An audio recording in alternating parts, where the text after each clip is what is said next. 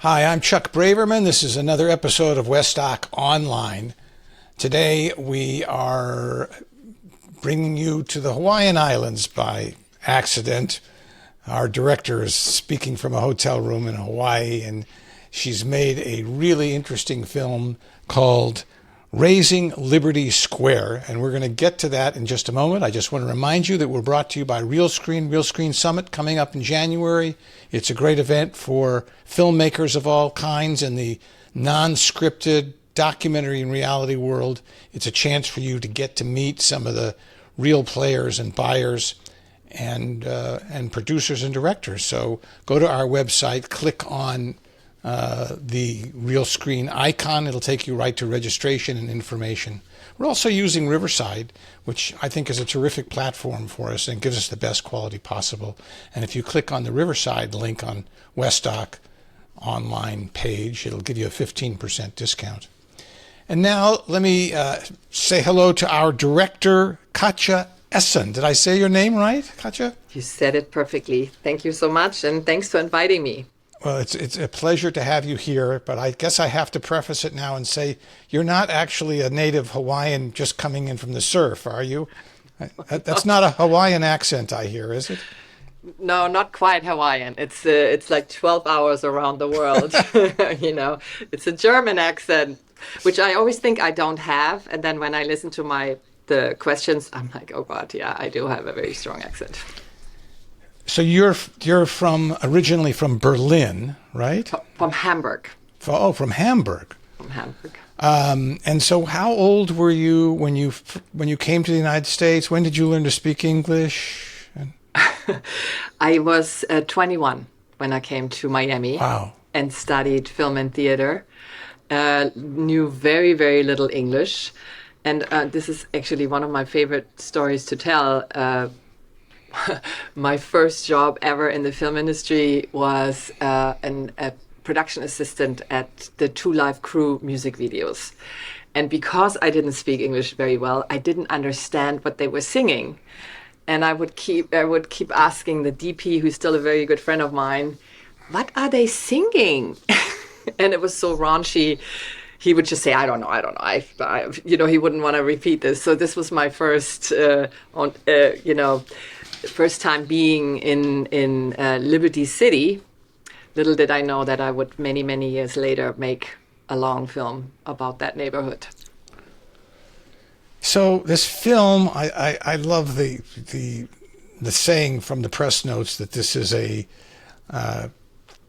intersection of race, climate, and gentrification, which pretty much sums up the fact that Liberty City, which I'm very much familiar with because I've spent a good amount of time myself in Florida, and ironically, so Liberty City is the place where this public housing was built in 1937 for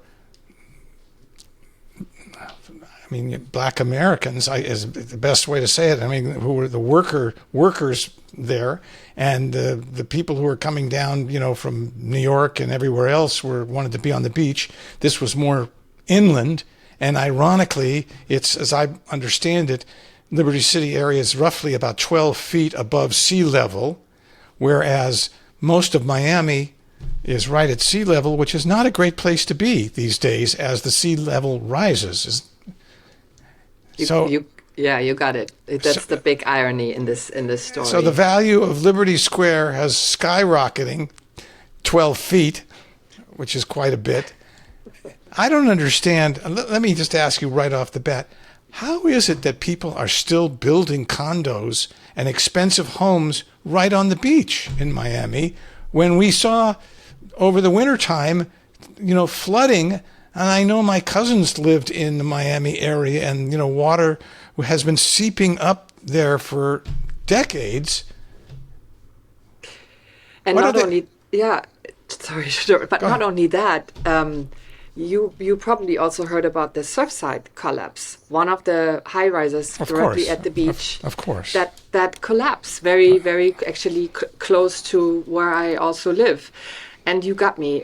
I don't understand it. Every time one of the last shots in the film are these cranes at the beach. And that is also my big, I just don't get it. I don't get how they keep building and building and building directly at the beach. Because it seems to me, if the scientists are correct, and it may not be next year, and it may not be 5 years, but it seems like in the next few years, the sea level is truly rising as the Arctic melts, and that beachfront is not, it's going to be beachfront in Liberty City.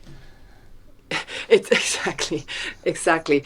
Yeah, Miami is the city that is gonna lose the most amount of luxury real estate in the world in the next 10, 20, 30 years. That's a fact, So let's take a look at a little bit of the film Razing Liberty Square. Everything around me is changing. I'm a single mother of 7. I have a difficult decision to make, whether I will stay or whether I will go.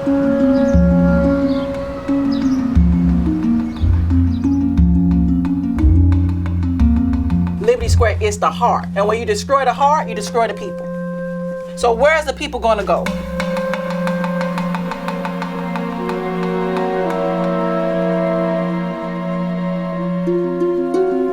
When they came to build Miami, they wanted it to be this beachfront paradise. So what they did was push the people of color, black folks, to the middle of the city, which sits on a ridge.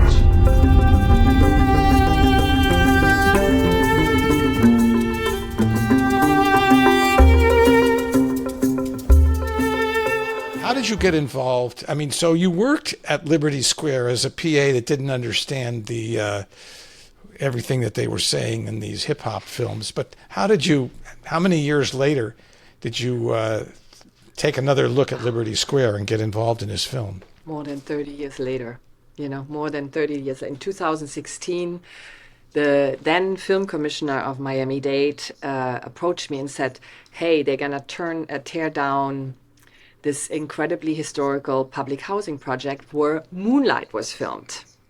That's why people knew it.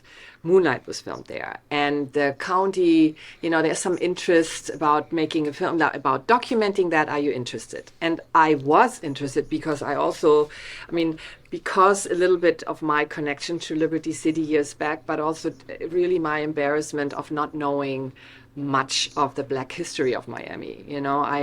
I've been very connected to the Cuban history, but I did not know much of the Black history. So my first interest was purely historical. I picked up a camera and I wanted to just preserve these amazing buildings that at that time, and you said it, in 1937, they were on the front of architectural magazines as a model of public housing. And then, of course, it's really, it is incredible. And you see a little bit, the elders in my film talk about how that it was paradise and how beautiful it was. And you see the images, how beautiful it was. And then spending time there and talking to people, I then was educated, which I had no idea, that Liberty City actually sits 12 feet high and is on one of the highest and driest grounds in Miami. And then I was educated about this new term, climate gentrification, which I also had never heard. And then I knew that this film has to be something very different. It still has a lot of history, but it's about something very different, what's going on in that neighborhood. I'm kind of shocked that you said that you were approached by the Dade County Film Commissioner or somebody like that initially to make the film. It would seem that there's almost a built-in conflict of interest there with a documentary filmmaker filming what's going on, because a good story has conflict, and you certainly have conflict in this story, right? Yes, and you put the finger in something that's very delicate that's going on in Miami right now. since the Dade County was thinking, just thinking we should document this process. Little did they know, little did I know, little did the developer know what the film would turn into. So the developer is not very happy with me, and actually we decided not to start our launch of the film in Miami very strategically for that reason, because there were threats, protagonists have been pressured, so we decided to open outside of Miami, outside of Florida, to come back now in January, shortly before our national broadcast, so that there's not much that they can do anymore, because then it's gonna be on public television, and come back with the biggest, I want to say, power or oomph, so that they cannot silence us. They cannot do anything to our protagonists. So that is our strategy. That has been our strategy. So it has not been shown in Florida at all. When is it on PBS? On January 29th. On the surface of the story, it doesn't seem like a bad thing that the developer says, these houses are old, they're run down, the place hasn't been kept up, it looks like crap. Let's tear it all down and we'll build you new homes and you can all come back and live in the homes. So what's wrong with that? Yeah, and a lot of people still ask that today. And not only that, Chuck, but, and Liberty City, especially Liberty Square, for years, that was like the most dangerous zip code in America. So something had to be done. And you hear also elders and people from the community and residents that welcomed this and said, yeah, something has to be done. And I also believe that this could be very different. The promise was, for the first time, residents will not be displaced while they're building new buildings. There are 9 city blocks. It's huge. So there's some empty apartments. We can move people to the empty apartments temporarily, but don't move them out of the community while we're building the new units. So it was like a block by block approach. So that sounded great and very different, and was a very innovative approach to doing mixed income. And then, unfortunately, one by one, promises were broken.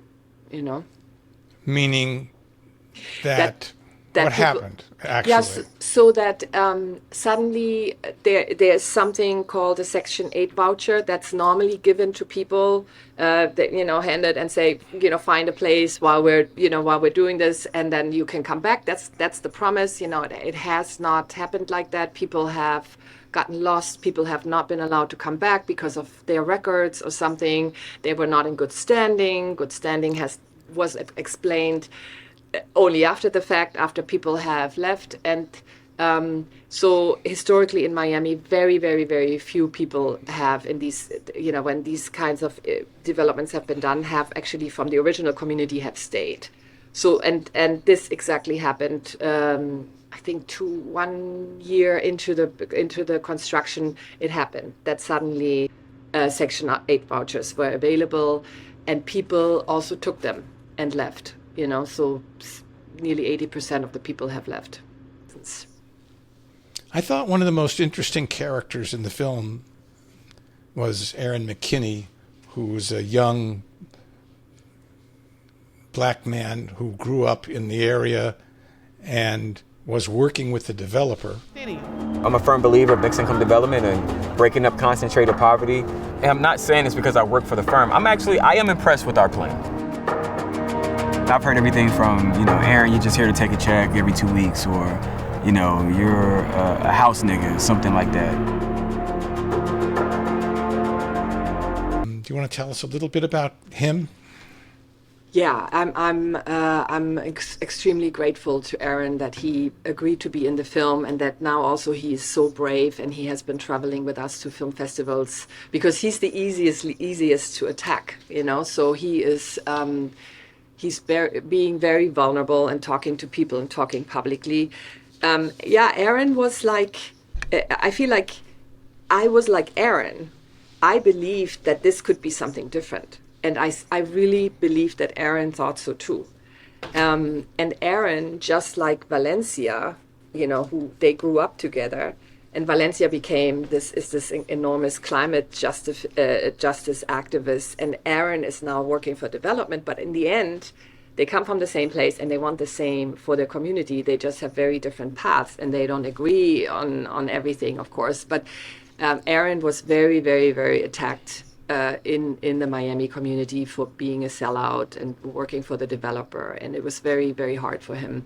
And we actually extended our production time once I found out that Aaron was thinking that he would quit, because I thought I had actually been waiting for that to happen, and and then when I heard that he's ready to quit, then we decided to attach a couple of more months of filming.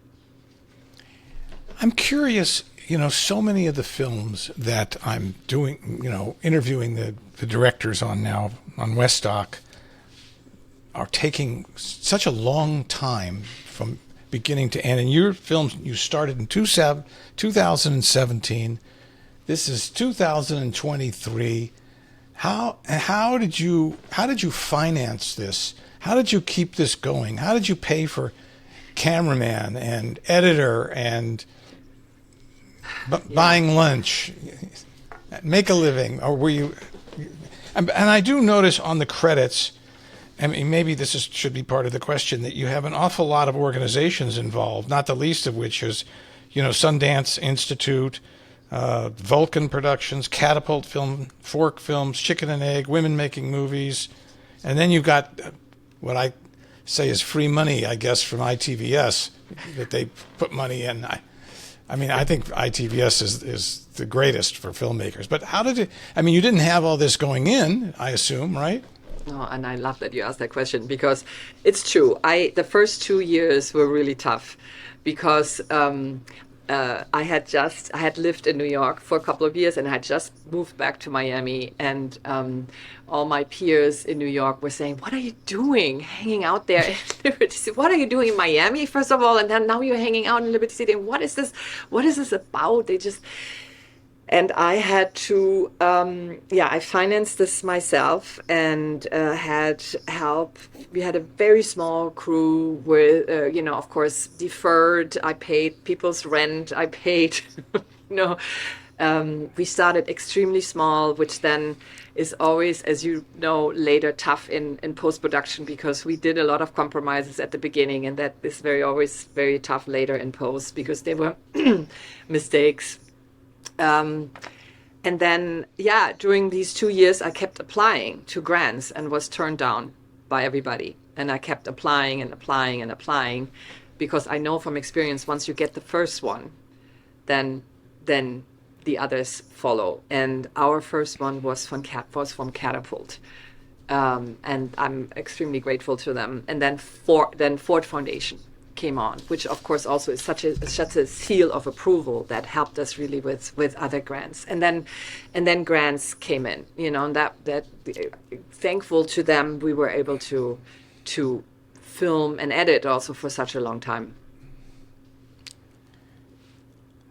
The whole grant business to me is, I must say, I've said this a couple times on Westdoc. I think there are two kinds of filmmakers. And I fall into the other branch. There's the kind that have the patience and the skill and the talent to write grants and try and figure out how to get money from the Ford Foundation and 27 others and cobble together a budget. And then there's the other kind of filmmaker that like to go to HBO or Netflix or NBC or somebody and say, "I want to do this film, will you write me a check?" And that's it. And I can't believe you must have. How many hours do you think you spent writing grants and dealing with grantors? And I mean, are you making other films where you're trying to get grants, or what are you doing beside being in Hawaii that suffering being on the road for these film festivals, right? Don't make it sound so like too much fun in Hawaii, because there are a lot of issues in Hawaii, and because especially with the fires right now in Maui, we just yesterday had a panel about climate gentrification, and there's a lot of work to be done, and I connected with a lot of organizations who will use the film, and I'm really happy about this. So yes, it's paradise, but I'm also working. I'm really working. Chuck, I applied to ITVS 4 times. You know, and well, I've heard that you don't get the money. They just want to torture you for a while, right? Well, they torture you and they give you feedback. They torture you with feedback, Right. and then of course you hate it because you're thinking everything that they're saying is there. Can they like see it? But yes, you keep refining, and then we were lucky we got it the fourth time. It's torturous. It's absolutely torturous. And to get the no's, it's horrible. But I've been doing that with all my films, because it also kind of gives you a reality check on your project and on your treatment and on your proposal. So if you're getting no from everybody, okay, you better rethink your whatever you're sending in, you know? And I really believe that's... if it's strong enough, you will get the first grant. And once you get the first grant, you will get more grants. And I have had, it's like I've gone to HBO with my ideas, and, well, I cannot say this, but I have gotten no's, yes, with the topics that I choose. Everybody you have to have a thick skin in this business, right? You can't expect... Well, there are a few people that go to HBO and get an automatic yes, but not too many. No. You could number them on 2 fingers of one, right? I think everybody gets no's. Right. But so let's talk about the making of the film a little bit. I think one of the best lines, and in the film, is the young black man in the public meeting standing up at the microphone saying, "Why are you saying what it's going to be? Why?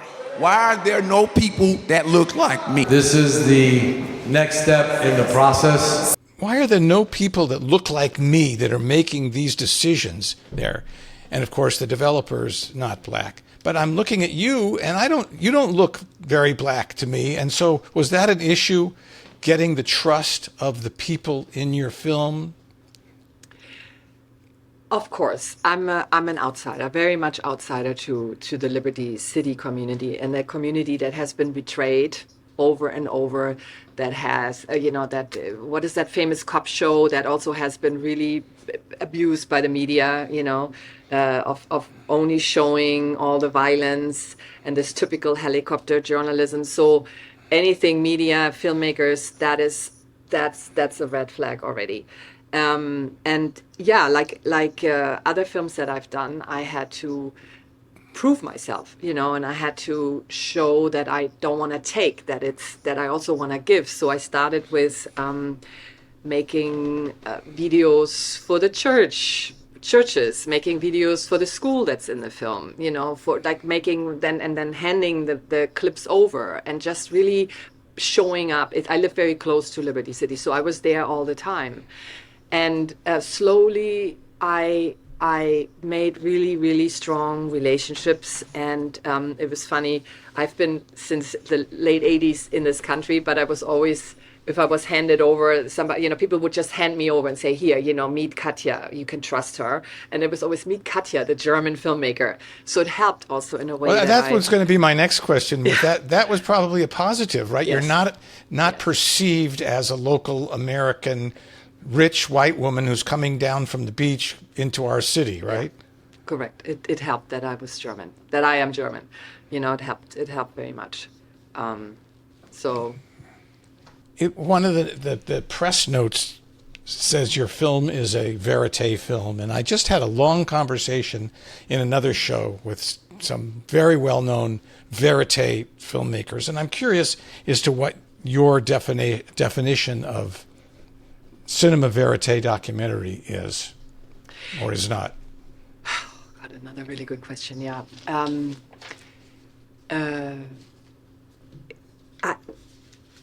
Because the topics are so complicated, and needs so much explanation. And as you said before, it's about the housing crisis, it's about the climate crisis, it's about structural racism. There are so many threats. We also started out, I interviewed a lot of experts, and we had many more sit-down interviews at the beginning. And then it became really clear to me that the people are their best experts of their story. And it will be much stronger to hear from the people and not have, I never use narrators anyhow, but not have experts explain it, but like really have the people tell their stories, their reality. And I mean, as a filmmaker, you can see I have a lot of it was hard. In other words, it was difficult to make it a verite.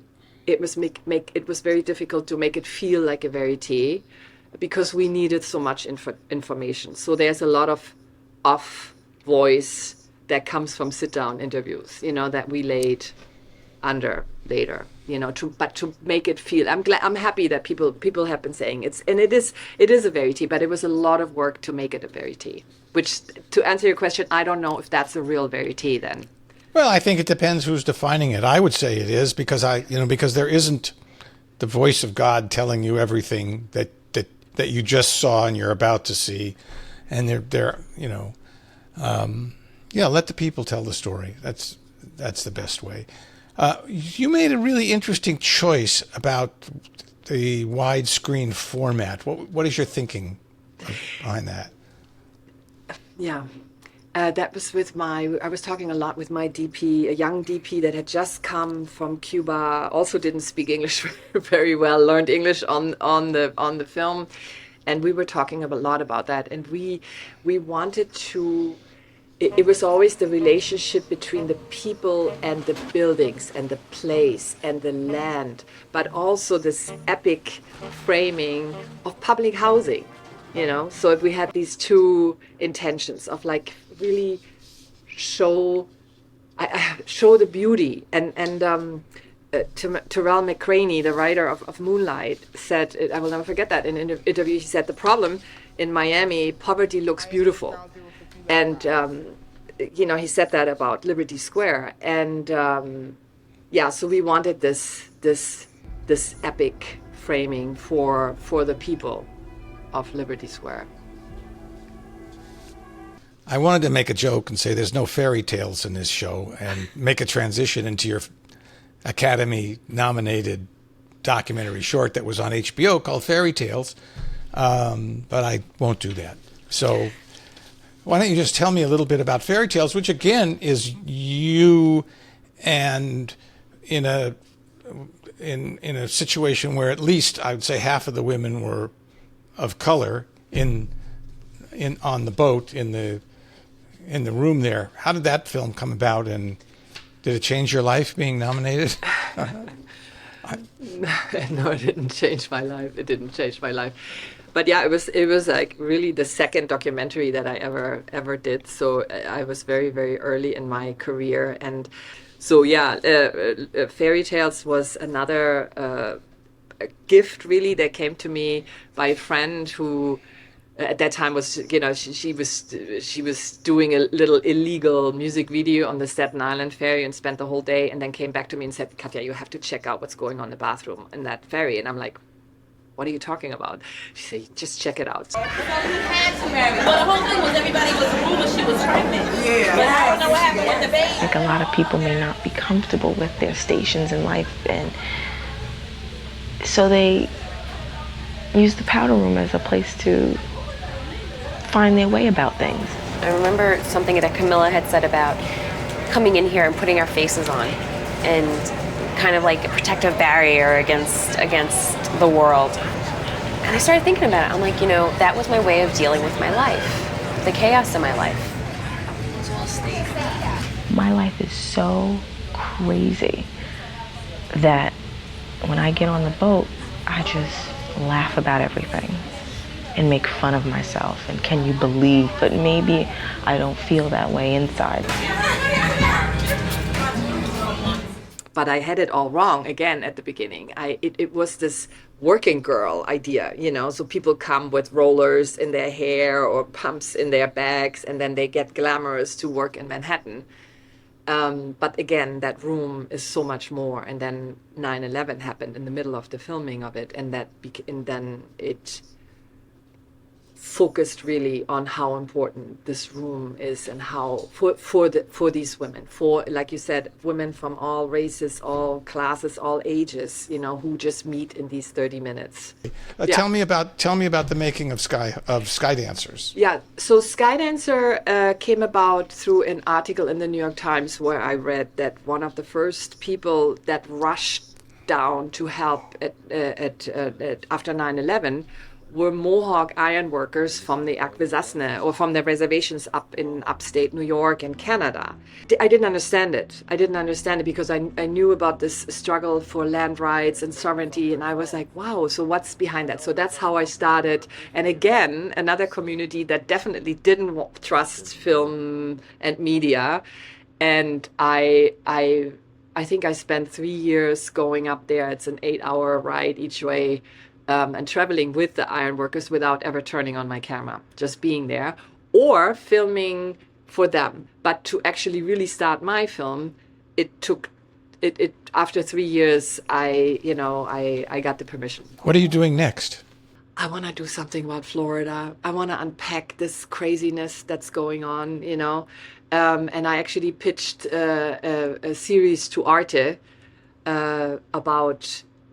about Florida, you know, like tracing back the history to like so many eccentrics that have always been there, like Wild West feeling, the idea of lawlessness and a little bit amorality, and where the hell does that come from? And I feel there are roots.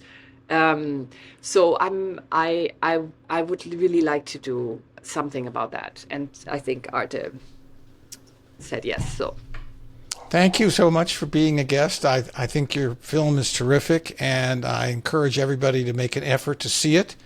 If you can find it in a theater or on a festival, do that. If not, let's wait for it to be on PBS in January. Thanks very much, Katja. Thanks, Chuck.